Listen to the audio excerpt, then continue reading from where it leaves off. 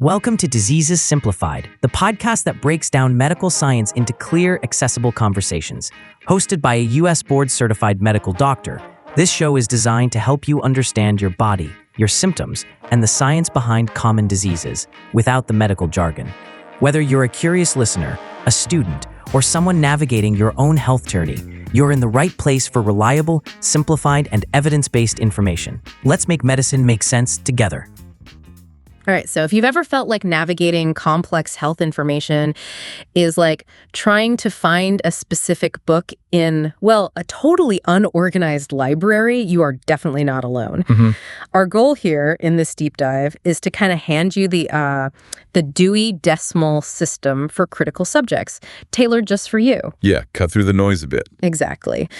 Today, we're taking a deep dive into lymphoma. Now, hearing the word cancer can be, incredibly daunting, and a lymphoma diagnosis is certainly difficult. It really is. But our sources are clear, and they offer a truly hopeful message. Recent advances in how we treat lymphoma and all the ongoing research means there's a lot of hope on the horizon. Treatment is highly successful for the majority of patients. And what's truly fascinating here is just how much ground has been covered, how much progress has actually been made. Right. Our mission with this deep dive isn't just to throw information at you, but to really break down these complex medical concepts into clear, actionable understanding. We've pulled together insights from top sources like Mayo Clinic and Cleveland Clinic to give you a really comprehensive, but hopefully easily digestible picture. Okay. By the end of our chat, you should have a pretty solid grasp of what lymphoma is, what signs to look for, how it's diagnosed, and the promising landscape of current treatment and, the general outlook. Okay, so with that hopeful outlook in mind, let's peel back the first layer. When someone says lymphoma, what exactly are we talking about, like at its core? Well, at its absolute basics, lymphoma is actually an overarching term. It covers a group of blood cancers. Okay, blood cancers. Yeah, more specifically, it's what's called a malignant neoplasm, basically an abnormal, uncontrolled growth of cells, and it starts in lymphocytes. Lymphocytes. Those are white blood cells, right? Yeah. The infection fighters. Exactly. They're your body's elite infection fighters. So you can almost imagine your body's defenders suddenly, going rogue. That defenders gone rogue idea really helps visualize it.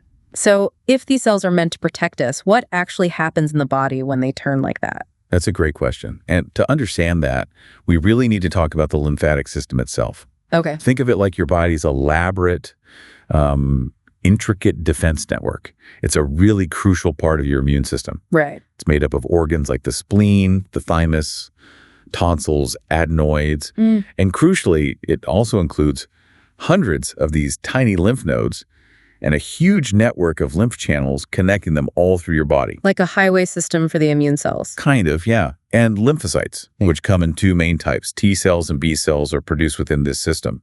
Lymphoma happens when one of these types of lymphocytes starts to grow and multiply uncontrollably. Okay. These abnormal cells often form tumors, usually in the lymph nodes, those little checkpoints we talked about. And they start crowding out the healthy tissue, stopping it from working properly. And like all cancers, this going rogue, this uncontrolled growth, it's ultimately down to mutations in DNA, right? The instructions for the cells. Precisely. In lymphoma, these mutated cells often grow out of control, and importantly, they live longer than they should. So they multiply rapidly, just producing more and more disease cells. You mentioned doctors aren't always sure what causes that initial DNA mutation. Is that a big focus in research right now? Absolutely. Figuring out that initial trigger, that's a major frontier in cancer research generally. It's why things like personalized medicine, looking at an individual's unique genetic makeup, are so promising. Right, moving beyond one size fits all. Exactly. It's about finding highly targeted approaches that tackle the root cause, even if we can't always prevent that first mutation from happening. Now, when we talk about lymphoma, we generally split it into two main categories. Okay. First, there's Hodgkin lymphoma. This is considered an uncommon form. It's specifically identified by the presence of these rare large cells called Reed-Sternberg cells. They're unique markers for this type. Reed-Sternberg cells, okay. And Hodgkin lymphoma typically starts in lymph nodes in the neck, chest, or under the arms, and it tends to progress in a pretty orderly, predictable way to other lymph node sites. That orderly progression sounds almost, maybe manageable isn't the right word for cancer, but predictable sounds better than chaotic. What does that mean for patients? Well, what's really remarkable about Hodgkin lymphoma is that this orderly spread often means it can be caught and treated early. Ah. In fact, it's considered one of the most treatable forms of cancer out there. That predictability gives doctors a clearer path for diagnosis and treatment, which is, a huge advantage. That's incredibly encouraging to hear. But you mentioned another main category. Does its variability make it a bit trickier? It can, yes. The second category is non-Hodgkin lymphoma. Now, this one is more common than Hodgkin lymphoma, though it's important to remember it's still a relatively rare disease overall. This category basically includes any cancer of the lymphocytes that doesn't involve those specific Reed-Sternberg cells. Non-Hodgkin lymphoma is much more diverse, much more variable. Our sources say there are more than 70, maybe even over 90 different subtypes. Wow, 70 to 90 subtypes. Yeah, each with its own characteristics and behaviors. It sounds like a really diverse landscape of diseases, all under this one umbrella term, lymphoma. So with all these subtypes and variations, how does someone listening, maybe feeling unwell or worried about a loved one, how do they even begin to connect the dots? What are the common signs, the initial red flags? That's a crucial question. And you're right, the symptoms can be incredibly varied, depending on the specific subtype and where the disease actually is in the body. However, the most common initial thing that our sources point to is a painless swelling of one or more lymph nodes. Okay, painless swelling. Where typically? You'd often notice it first in your neck, armpits, or groin. Now, while swollen lymph nodes can definitely be caused by less serious things like a cold or flu. Sure, happens all the time. Right. But the key is, if the swelling sticks around for more than a few weeks without an obvious reason, that's when you need to pay attention. Lymph nodes can also swell up in other areas, like the belly, pelvis, and chest. Beyond just swollen nose, I know doctors talk about B symptoms. Can you explain those? They sound important. They are very important. These B symptoms are quite classic indicators, and they often signal that the disease might be more advanced or more aggressive. Okay. So these include a persistent fever, one without a known cause, that stays above about 100.3 or 100.4 Fahrenheit, that's 39.5 Celsius, for more than 2 days, or a fever that just keeps coming back. Right. Then what else? Then there are the drenching night sweats, and we're not talking about just feeling a bit warm. No, we mean waking up feeling like you need to change your pajamas and sheets because they're absolutely soaking wet. It's a very distinct symptom. Wow. Okay. That's pretty intense. It is. And the third B symptom is unexplained weight loss. This isn't just losing a couple pounds, it's losing 10% or more of your total body weight over about 6 months without actually trying to lose weight through dieting or exercise. Okay, so fever, drenching night sweats, and significant unexplained weight loss. Those are the B symptoms. Serious signals. Definitely. And in addition to those, our sources mention other things to watch for. Persistent fatigue that doesn't get better with rest, chills, shortness of breath, and sometimes itchy skin, which is noted particularly with Hodgkin lymphoma. Itchy skin. Interesting. Yeah. And you might also get localized pain, say in the chest, abdomen, or even in your bones. It's also worth mentioning if lymphoma spreads or starts outside the main lymphatic system, what doctors call extranodal sites, it can cause symptoms specific to that location. Like stomach pain if it's in the gut? Exactly. Or maybe skin nodules if it's a cutaneous lymphoma affecting the skin. Now, here's the really crucial takeaway for you listening. Just because you might be experiencing some of these things, it doesn't automatically mean you have lymphoma. Absolutely not. Many of these symptoms overlap with other much less serious conditions like common infections. But, and this is a big but, it is so important to see your doctor if you have recurring symptoms or any changes in your body that just don't go away within a few weeks. Don't ignore persistent changes. Be proactive. Couldn't agree more. Early detection makes a huge difference. So let's say you do go to the doctor with concerns. What does that diagnostic journey usually look like? It often starts with a physical exam, right? Checking for swollen nodes, maybe feeling the spleen or liver. That's right. The doctor will do a thorough physical check. But a key step after that is usually a biopsy.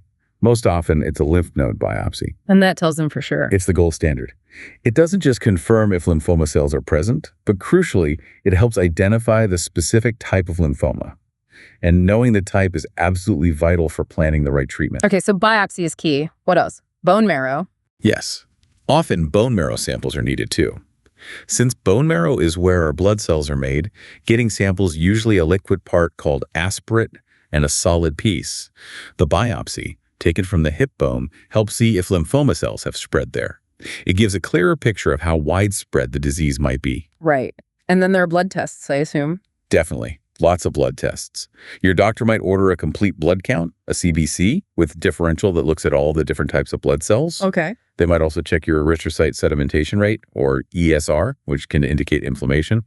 And another one called lactate dehydrogenase, LDH, which it looks for abnormal proteins, sometimes called M proteins, that certain immune cells, plasma cells, might be overproducing in some types of lymphoma or related conditions. Okay. So biopsies, bone inner tests, lots of blood work. What about looking inside the body?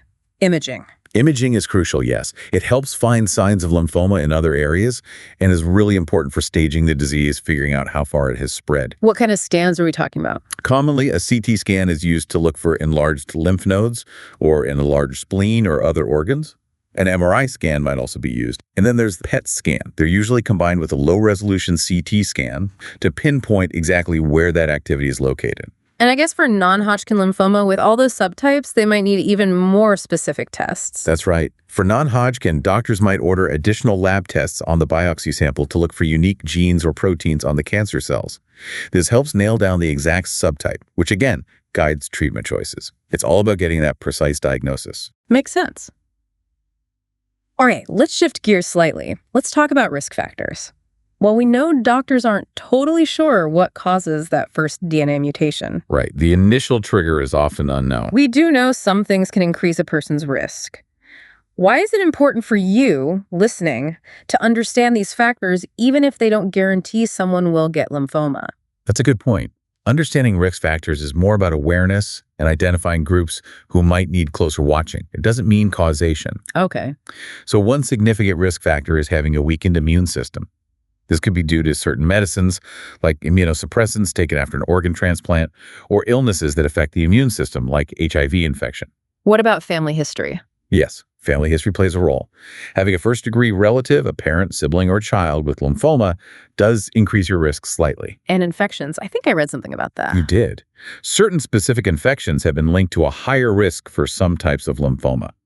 These include the Epstein-Barr virus, which causes mono, Helicobacter pylori, the bacteria linked to stomach ulcers, and also the virus associated with Kaposi sarcoma, often seen in conjunction with HIV. And age seems to be a factor too, but differently for the two main types. Exactly. Non-Hodgkin lymphoma risk generally increases as you get older. About half of people diagnosed are over 65. Okay. Hodgkin lymphoma, though, has this interesting pattern. It peaks in young adults, typically between 20 and 40, and then there's another smaller peak in older adults, usually over 55. Interesting. Any other key risk factors? Yes, certain autoimmune diseases are also associated with an increased risk. But it's really important to reiterate what you said.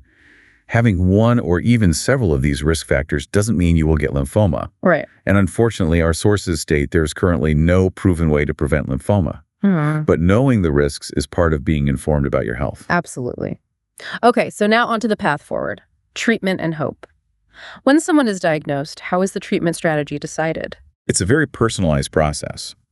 A specialized team of doctors, oncologists, hematologists, radiation oncologists works together. They develop a treatment plan based on several factors. Such as? Well, the specific type of lymphoma is critical, as we discussed. Also, the stage, how far it's spread, how aggressive the cancer cells seem to be under the microscope, and, of course, the patient's overall health, age, and personal preferences matter too. So it's really tailored to the individual. Very much so. And it's important for listeners to know that for some slow-growing or indolent lymphomas, immediate treatment might not even be the first step. Really? What happens then? It's a strategy often called active surveillance or watchful waiting. If the lymphoma isn't causing symptoms or problems, you and your doctor might decide to monitor it closely with regular checkups and tests, but hold off on treatment until it's actually needed. That must require a lot of trust and careful monitoring. It does. It's a very deliberate choice, made when the risks of treatment might outweigh the benefits initially. But for many people, treatment is necessary. What are the main options they might encounter? Right. The mainstays often include chemotherapy using powerful drugs, usually given intravenously or sometimes as pills, to kill cancer cells throughout the body. Okay, chemo. What else? Then there's targeted therapy. These are newer drugs designed to attack specific vulnerabilities in the lymphoma cells, often with fewer side effects on normal cells compared to traditional chemo. Like a smart bomb versus a carpet bomb. That's a decent analogy, yes. Oh. There's also immunotherapy, which is a really exciting area. It harnesses the power of your own immune system to recognize and fight the cancer cells. Boosting the body's own defenses. Exactly. Radiation therapy is another option, using high-energy beams like X-rays precisely targeted to kill cancer cells in specific areas. And I hear a lot about newer therapies like CAR-T cell. Yes. CAR-T cell therapy is a very powerful form of immunotherapy, where a patient's own T cells are engineered in a lab to fight their specific cancer, then infused back into the body. And for some aggressive or relapsed lymphomas, stem cell transplantation, sometimes called bone marrow transplant, might be an option to allow for higher doses of chemotherapy. That sounds like a lot of complex options. It can be. And that's why palliative care is also a really important part of the conversation, right from the start. Palliative care isn't just end-of-life care, right? Not at all. It's specialized medical care focused on providing relief from the symptoms and stress of a serious illness, whatever the diagnosis or stage. It's about improving quality of life for both the patient and the family. It helps manage treatment side effects, pain, nausea, fatigue, and provides crucial emotional and spiritual support throughout the whole process. That's so important to emphasize. Managing the journey, not just the disease. Precisely. And side effects from treatments can vary hugely depending on the drugs used, the dose, the person. Communication with the care team about side effects is key. Okay. Finding out you have lymphoma, going through all this, it sounds incredibly overwhelming. But we started by talking about hope. And that hope is very real. There's been tremendous progress, leading to long-term success for many, many people. It's a journey, absolutely, but often one that leads towards a positive outcome. Can you give us a sense of the statistics? Sure. For Hodgkin lymphoma, as we mentioned, the cure rate is very high, especially when caught early.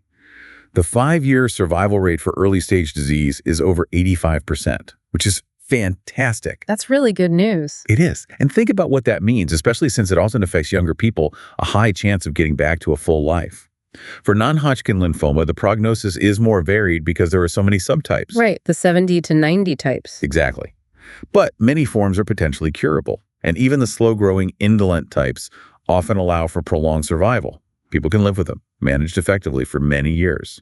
When we talk about remission, by the way, that means there are no symptoms, and tests show no signs of lymphoma. Remission. That's the goal. So, as someone is navigating this, what practical things can you do to help yourself cope, to stay active in your own care? That's a great focus. Mhm. First off, learn about your specific type of lymphoma. Knowledge really is power. Don't hesitate to ask your doctors questions. Seek out reliable resources. The more you understand, the less frightening it might feel. Makes sense. What about support systems? Lean on them. Keep Okay. your friends and family close. Let them know how they can help, whether it's practical things or just listening. They usually want to help. Yeah. And consider finding a support group, either in person or online.